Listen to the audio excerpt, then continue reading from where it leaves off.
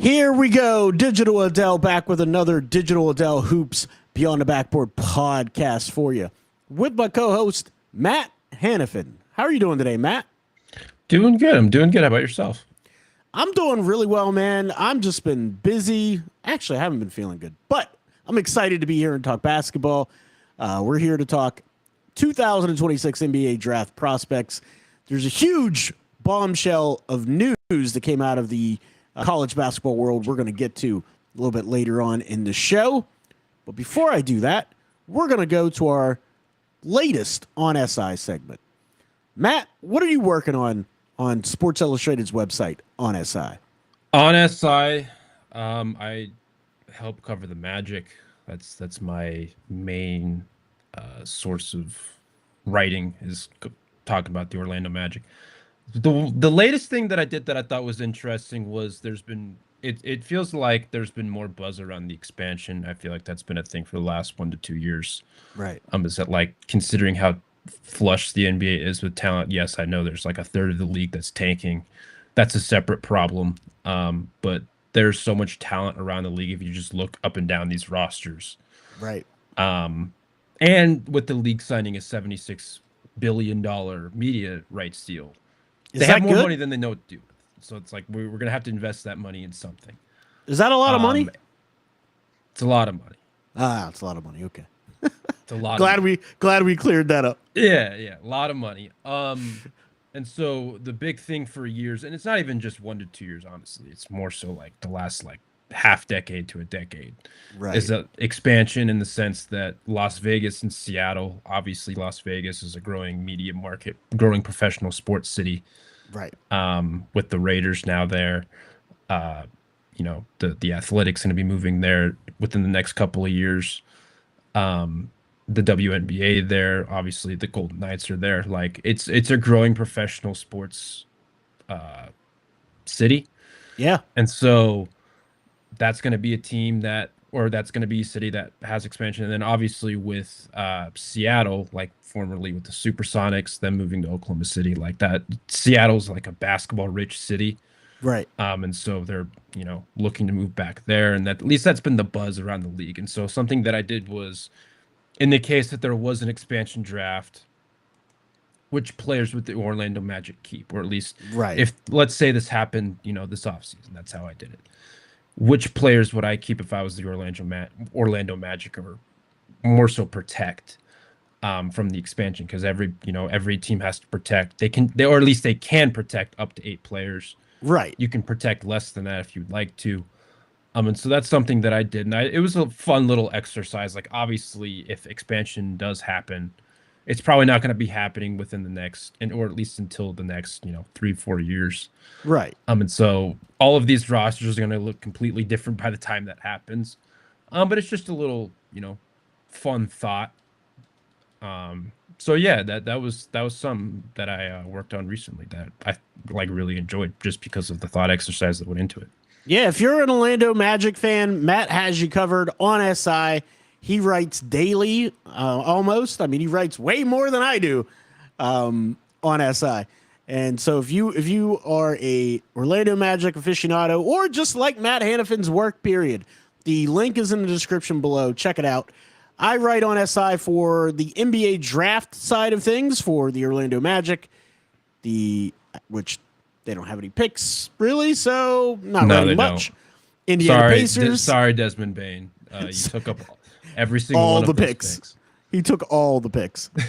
The Indiana Pacers, the Miami Heat, Memphis Grizzlies, and the Milwaukee Bucks. So what I've been writing recently is about tanking, everybody's favorite subject. And I wrote 3 ways you can ethically tank, and what we can learn from teams that do. And one of the rules that I had on there was you prioritize youth. You don't play the over-the-hill veterans or the guys that, are not going to be there for the long-term future of your build. You basically never talk about tanking. You never use the word tank. You basically talk about the growth of your young players. So that's the gist of the article. There's more in there. So if you want to see, read that, it's in the description below as well. and it's an insightful article. I find it interesting, but then again, I only write things I find interesting. I refuse to do stuff I don't find interesting. So, there we are. But we are going to move on to the news of the day. The news of the day is Caleb Wilson from the North Carolina Tar Heels. You saw in the last game he had a heavy bandage on that left wrist. We were like, what happened? Where'd that come from? What's going on? And apparently he's got a fractured wrist, and he's going to be missing some significant time. So my question to you, Matt Hanifan, will Caleb's injury hurt his draft stock? I'm not sure what the timetable is. I think when it was originally reported that there was no timetable yet, I would imagine he misses at least a month. Like, that's just like, I'm not a doctor, but I would imagine he misses at least a month. That would probably put him out. I don't know exactly when the ACC tournament starts, but like that would be around the time that he would be able to return if it was exactly 1 month. Right. But that's not even factoring in like the ramp up period that would come with it. Mm-hmm. The NCAA tournament, we're like, time flies like crazy. Like, we're nearly a month away from that. So it might even be like a 6-week timeline, an 8-week timeline. I'm not sure. I'm not a doctor. Right. But I think we've seen enough from Caleb over the 24 games that he's played, 25, however many games he's played. It's around that mark. Greg Sylvander in the house. What's up? Appreciate you stopping by. I think we've seen enough from Caleb to know what he is as a player. And this is obviously just my opinion, just because, like, I'm not in an NBA front office. I'm not one of those evaluators. Right. I'm an amateur scout at best. But I think I've seen enough from Caleb over these 24 games to know what he is as a player. He's averaging 19.8 points, 9.5 rebounds, 2.5 assists, 1.4 blocks, 1.5 steals. Like, I think he's a top 4 prospect in this class. Absolutely. And so even with this injury, it's not like a Boogie Flan situation last year where he gets hurt like right at the cusp of conference play. He's not able to play the rest of the season, or at least he returns for the tournament, plays like 2 games. Right. And he misses an entire season of evaluation. It's like, no, we've seen what this guy can do against high-level competition. We saw it in the second game of the season against Darren Peterson. Oh, absolutely. So I'm not really swayed by this at all. Obviously, there's going to be questions pre-draft. Right.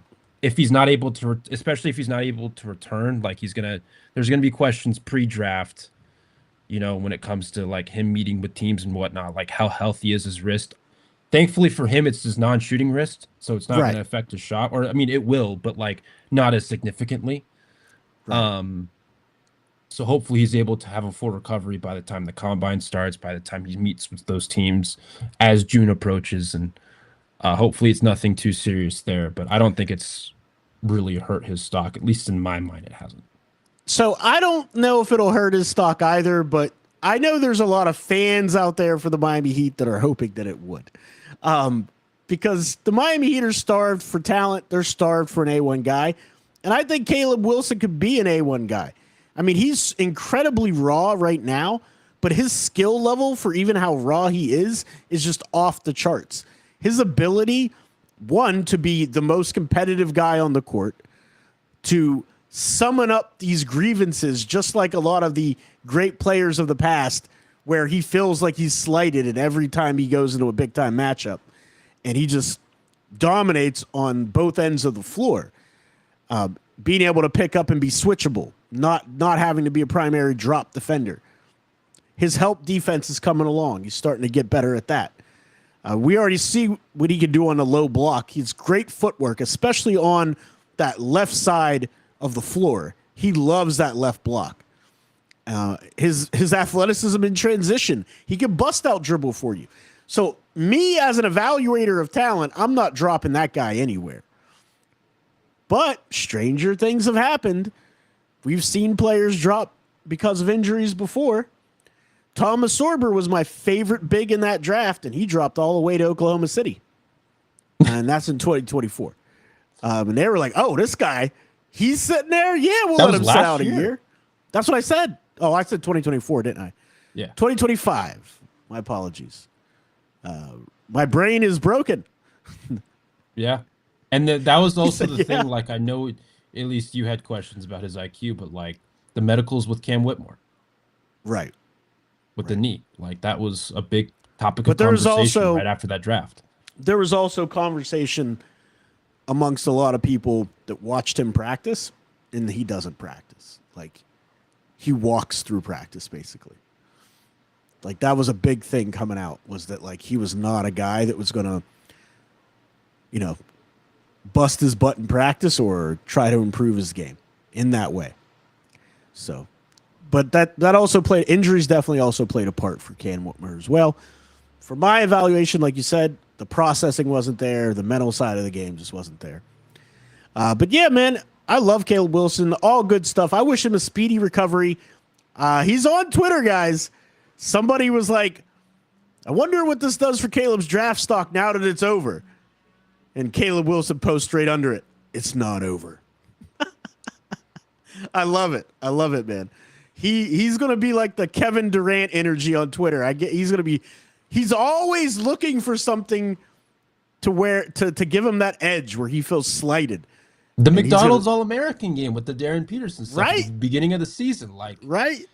yeah, him having I don't remember exactly what it was, but it was like like him as like the background photo or something like that, just to like motivate him. Well, and Being he like, yeah, said he didn't pass me the Darren ball. never passed him the ball. Yeah. Yeah, like I don't remember exactly what it was, but it's like once you heard it, like it's like, oh Right. yeah, this dude's got like a different side mentally to Yes. him that you Yes. want in your organization A outside of hundred the percent. skill.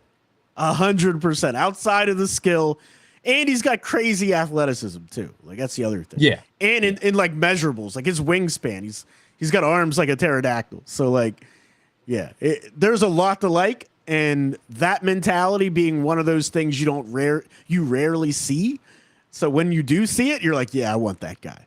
Yeah, there was Sure. someone I don't remember which game I was watching. It was one of his more recent games, but someone on the broadcast said that like after every loss, he writes down everything that he thought he could have done better and then like Oh, I burns love it. that.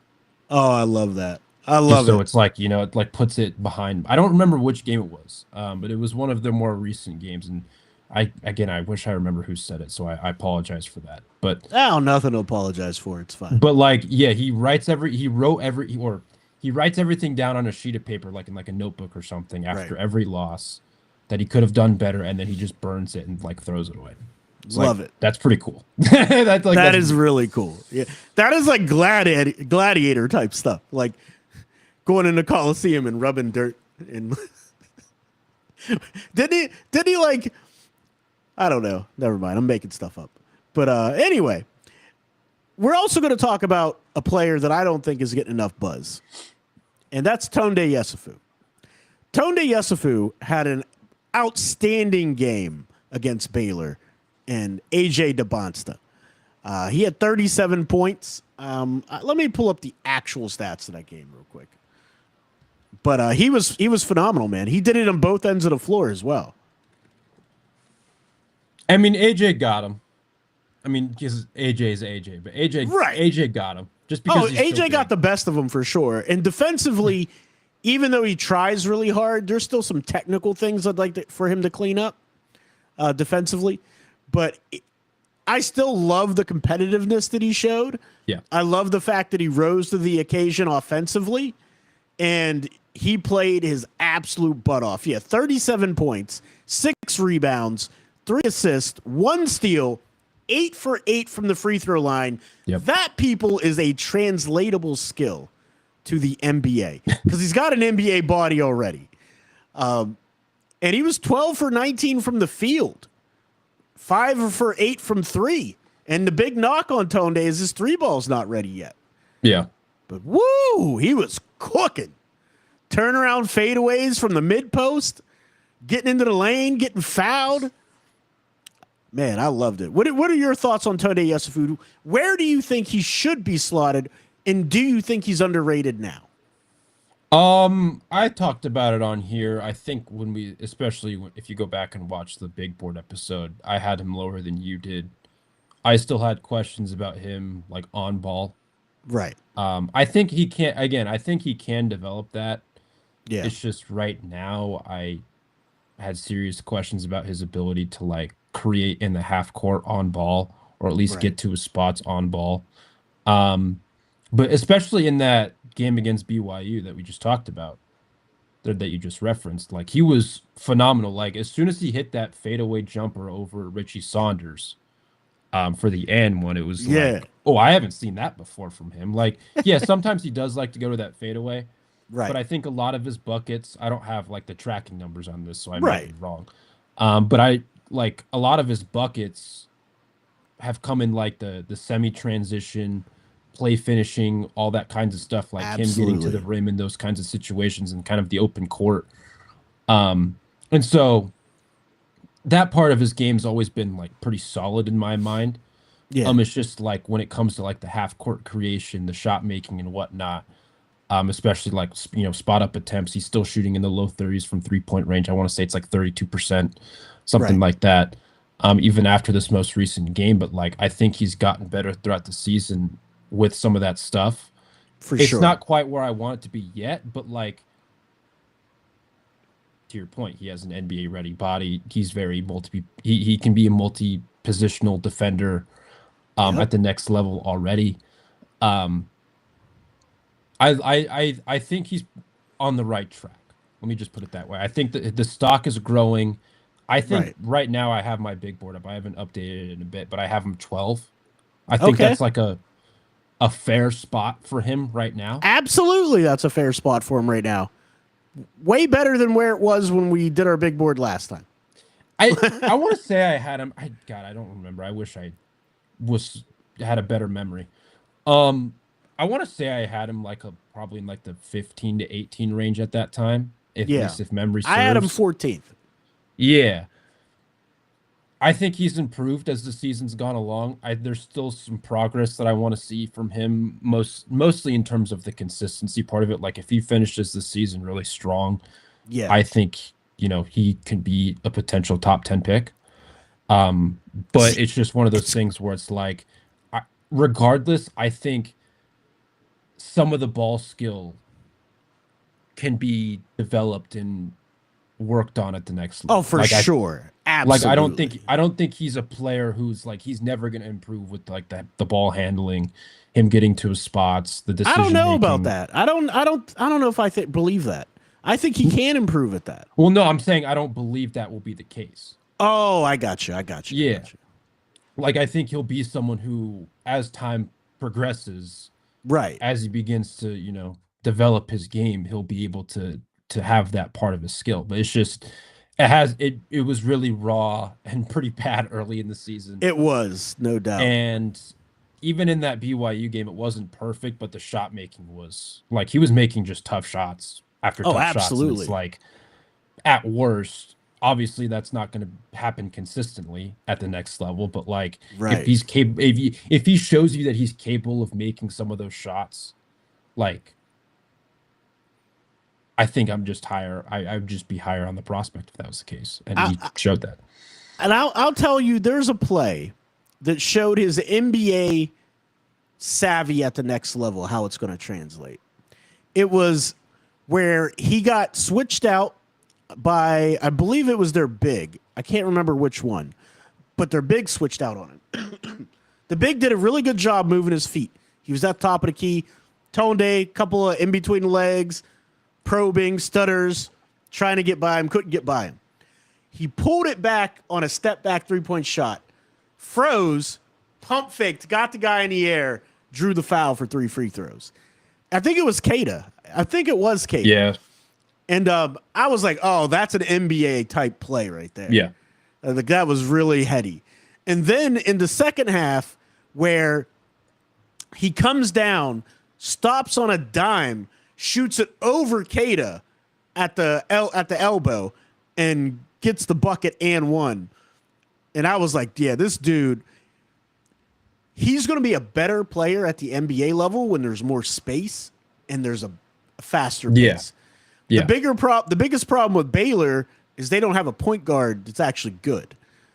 Like, that's the problem with Baylor. I mean, their front court's also shot. So Yeah, their front that's their probably front their court isn't biggest good either. like Well, but I mean, in regards to like Tone Day and Cam being unlocked and like being their Oh best yeah. selves. Like if they had a true facilitator, like imagine like Darius Acuff or somebody over there, you know, Yeah. like holy crap, like they I were. like I like Obi Agman. I watched him a lot when he was He's at all right. Wyoming. Very Yeah. fun player, very fun scorer. Not a traditional point guard in a No, sense. not a facilitator He's not. of offense. Not at all. Not at all. There was a resurgence out of this class. Someone bursting back onto the scene, and that was Michael Brown Jr. I you thought get you the- were gonna say someone completely different there. Oh, gotcha. It's not Jaden Quennens because he's done for the season. That's that's not who I was thinking. I thought you were gonna say Amen. Who? Amen. Oh, Nate Ament. Yeah, I mean, we need to talk about him too. I don't want to make this super long. Is there a Magic game tonight? No, the All-Star break.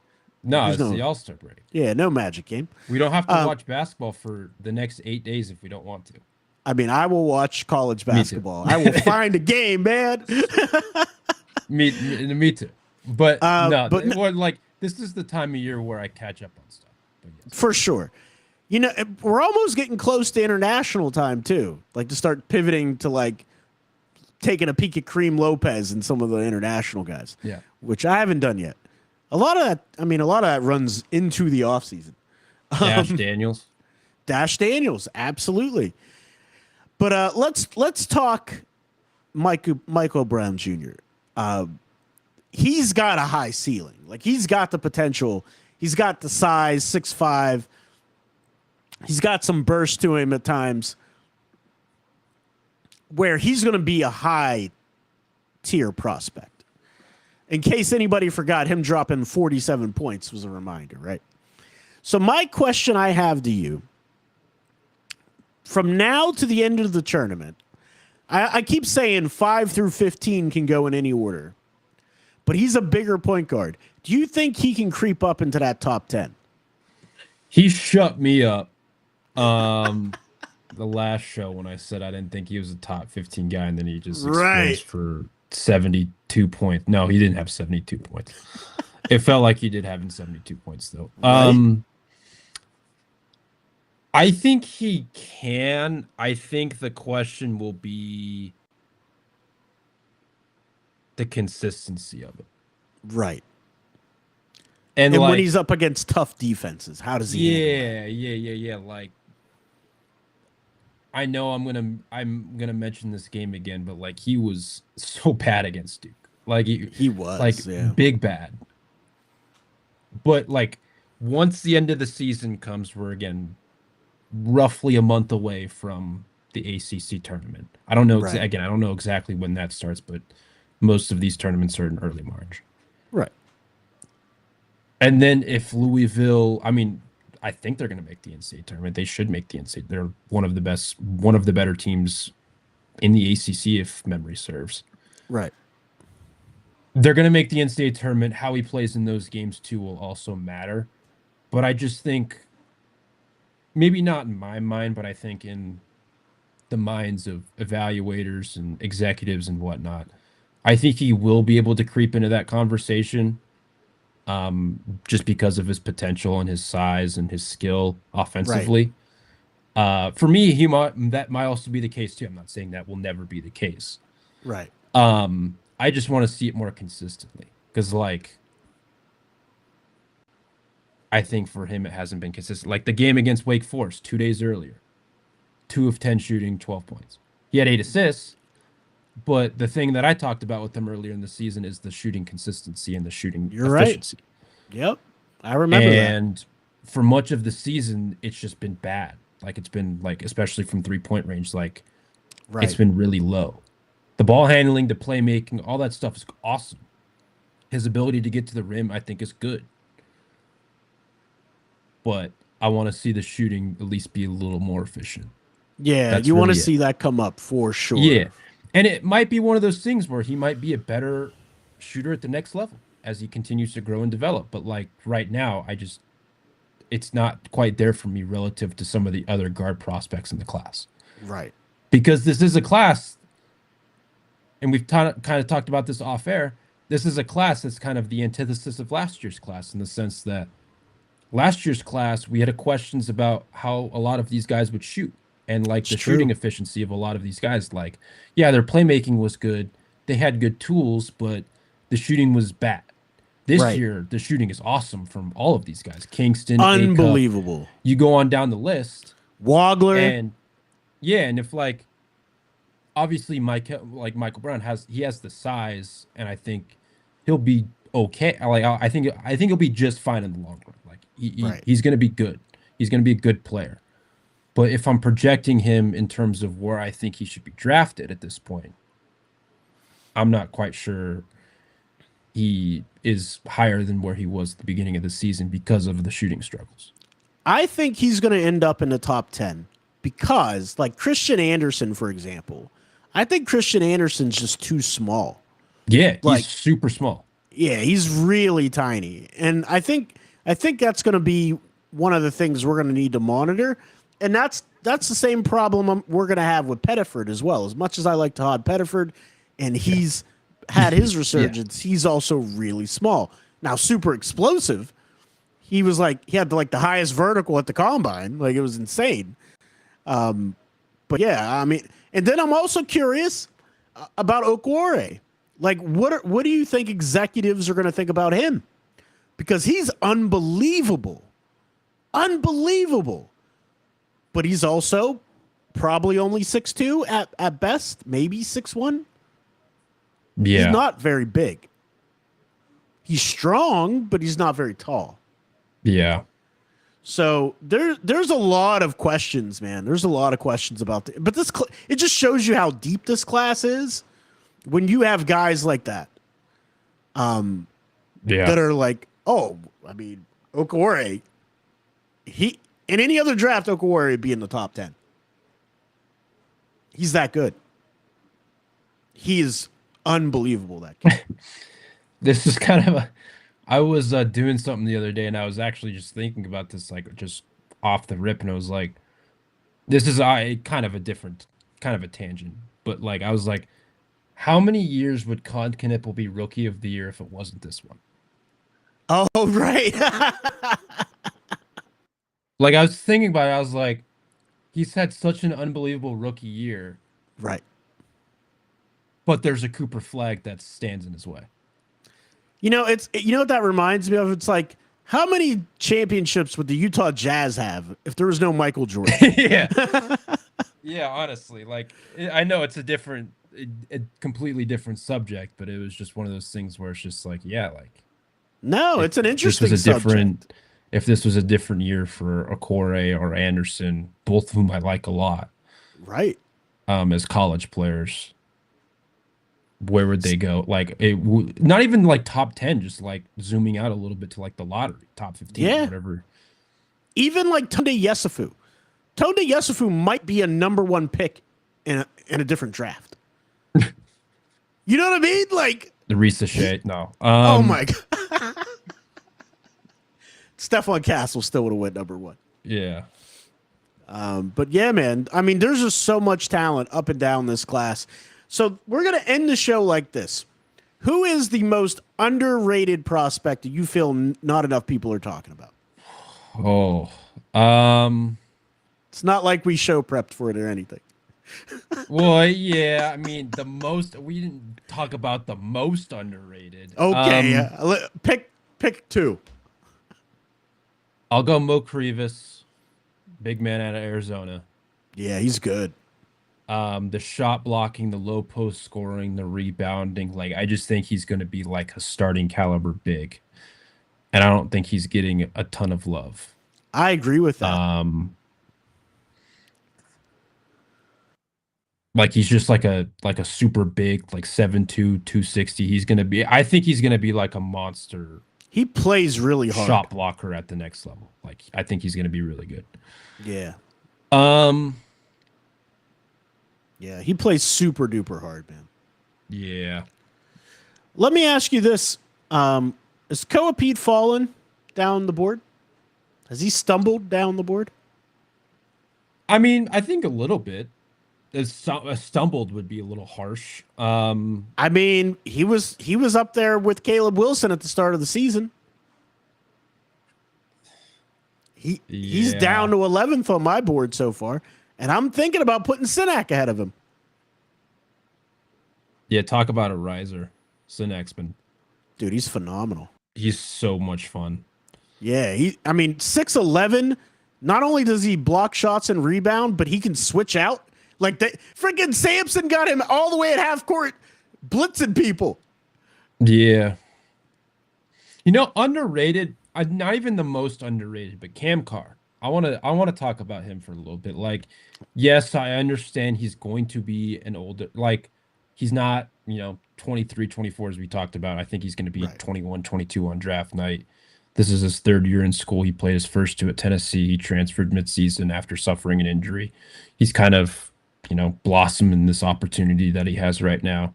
Yeah, he'll still be 21 on draft night. Yeah, like, I think he's gonna struggle. Like watching more of him, I think he might struggle a little bit with like the straight line drives, like getting to his spots at the next Right. level, at least immediately.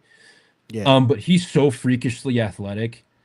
He's a very good shot blocker. He's 6'5" with a 7'2" wingspan. He's a great shooter. Like at worst, I think his baseline is like a really, really, really good player, or at least something that I want to invest in and Oh, yeah. develop. And I just don't think, like, obviously he had the early season buzz, rightfully Right. so, but I think that's cooled off as the season's gone along. Probably because of a lot of these other guys have also, Right. blossomed as well. So it's not like I'm not trying to say that none of these players deserve it or anything like that. I just think Cam is like, as the season's gone on, like, yeah, people talked about him a lot at the beginning, ourselves included. Right. And I think that's kind of taken, like, he's kind of flown under the radar with what he's doing. Like, he's still a very good prospect and still, I think, at least in my opinion, as of right now, this can change. But I still think he's a top 10 guy in my head. Yeah, I mean, he's a terrific player. I mean, I have Cam Carr 7th on my big board right now. I haven't really updated it in a little bit. I got him 8th. Yeah, so I mean, he's a fantastic player. The shot blocking is something that's underrated about his game. I don't Yeah. think people realize how good he is at blocking shots, and that's due to his unbelievable wingspan. I mean, it's crazy how long his arms are. It's like the opposite of Yesufu. Yesufu has the NBA body, but his arms, to me, I think he's going to have short wingspan. Yeah. Cam Carr's arms go for days. Like Over arms his are so last long. 20 games, 19.1 points, 6 rebounds, 3 assists, 1.3 blocks on 51% shooting, 39.7% from deep, and 77.6% from the free throw line for Cam Carr. Yeah. And his 3-point efficiency, 39.7%, is coming on roughly 6 attempts per game, 5.8. That's He's over his last unbelievable. 20. That's pretty much the whole season. Yeah, he is unbelievable, man. Absolutely unbelievable. I mean, again, Not if there perfect, was, but if no, he's not perfect. But here's my point: is that like these guys are still young. They still got a lot to learn. When they get to the pro level, they're going to have an opportunity to have the best coaching, depending on the organization, the best Yeah. opportunity to develop. And Cam Carr, if you put him head to head right now in the advanced metrics against AJ DeBonsta, better true shooting percentage, better effective field goal percentage, better 3-point rate, and he's got the better three ball. It's Cam just Carr, it's so so pure. good. The releases, the mechanics, I think, are Oh, they're so pure. good. Yeah, he's so good. Like, I mean, again, I think he's gonna struggle a little bit just because of how his body is right now. He's very skinny. Yeah, like I think he's gonna struggle a little bit, like getting to his spots. But again, like considering he has the defense, especially the off-ball defense, Right. he has the shooting. He has the, obviously, like if you get him in the open space, he's gonna yam on your face. Like that's He'll just yam I on mean, your face. He's the son of a 2-time dunk contest winner at the NBA. Like, Yeah. he is a freak athlete. He really is. And I just think, like, if you have that baseline, that skill set, and if you just mold the like you continue to fine tune, obviously, grow into your body a little bit more because he's 6'5", like 180, like he's Right. skinny. I think he's gonna be just like I think he's gonna be like an awesome player at the next level who's gonna be a winning basketball player for like a good team. Like I No doubt. genuinely believe that. I agree with you. I want to talk about one other player really quick that I think a lot of people are not giving enough credit, and that is the big from Michigan, Morez Johnson Jr. I think he's going to be outstanding at the next level because of how good he is defensively, how much passion he plays with, how explosive he is around the basket, and how strong he is. I just think he's one of the big guys that are going to be able to make some noise, and people are going to be like, wow, how did he last till pick 30, or the beginning of the second round? Like, he's going to be one of those guys that I think are just going to, creep up on people and surprise some folks, because he can really rebound the basketball. He can't be moved. He's super strong. So I really like him. I want to see him get some more buzz. Next time we meet, we'll talk some Amari Allen, maybe, from Alabama, 6'8", 205, freshman. Not getting enough buzz. But again, you said the big out of Michigan, and I thought you were going to say Mara. Oh, did I say Michigan? I meant Alabama. But well, no, you said the big for Johnson, Michigan for Morez. Oh yeah, for Johnson. No, I'm not that high on Mara. Mara's a very good facilitator. Yeah, the passing's sick, but the rebounding with 7 threes. Yeah, not great. No. It's not great, Bob. And he's a junior. Like, it's not like he's young. Like he's going to be 21 this draft cycle. I mean, he's going to be, already into his 21st year. But like, how is that body going to translate in the NBA? Like, he's super skinny. Like, Ryan Kalkbrenner's stronger than Andy Mara. Yeah. So, someone else too, before we get out of here, is like a mid to late second just because of his skill set. Momcilovic over Iowa State. Yeah. He is a sniper. Knockdown. 6'8". He's shooting 52% from 3-point range on 7.5 attempts. Is that good? That's ridiculous. Like he's doing this against Big 12 competition. Like, yeah. He's doing this against the best of the best. I know he struggled his last game against TCU, but like, it happens. He's been like unbelievably efficient this year, and I think like he's kind of. I think we briefly talked about him the last year's draft cycle. Yeah, we kind did. of a one-trick pony in that way. 100% one-trick It's not like pony. He does a ton of other things, but no, that's but he can shoot it. Shooting is a skill that is valued at the next level. He'll fit a role. Can get like him in the mid to late second, a guy who's going to be 21 on draft night. He fits a role. And we talk about this a lot with guys that go later in the draft. It's cool that they may have been a main option in college, but what role are they going to play at the next level?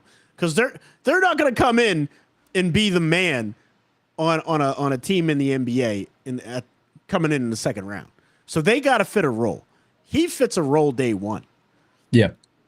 And he doesn't get to the free throw line often, only like 2.5 times per game. But when he does, he's a 90% free throw shooter.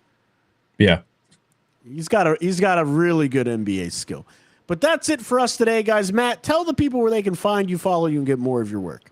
You could find me at NPH_824_ on Twitter. You can find me at hothoups.com, vendettasportsmedia.com, mountainwestconnection.com, as well as Orlando Magic on SI.